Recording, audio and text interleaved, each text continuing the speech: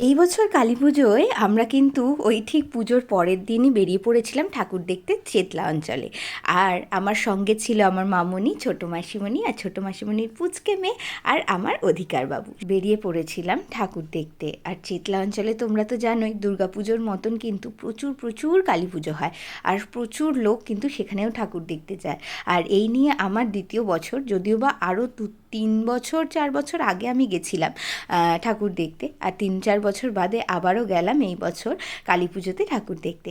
দিনের দিন তো বেরোনো হয় না কালী পুজোর দিনটা, তাই জন্য আমরা ঠিক পরের দিনটাকেই বেছে নিয়েছিলাম ঠাকুর দেখার জন্য।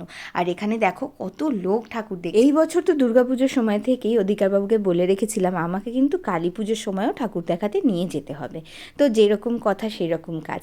আর আমার সাথে এইবার যেহেতু আমার এই ছোট্ট পুচকুটা সঙ্গে ছিল, তো আমি কিন্তু আমার অ্যানাইডার সাথে খুব মজা করেছি এইবার কালী পুজোয় ঠাকুর দেখতে গিয়ে। আর এইখানে দেখো কটা স্কেলিটেন ডান্স করছিল, গান গাইছিল, সেটা দেখে ও এত এক্সাইটেড হয়ে গেছে যে ও কিন্তু রীতিমতো একদম ডান্স করতে শুরু করে দিয়েছে। আর সবাই স্কেলিটেনদের পারফরমেন্স কি দেখবে, সেখানে সবাই ওরই পারফরমেন্স দেখছিল।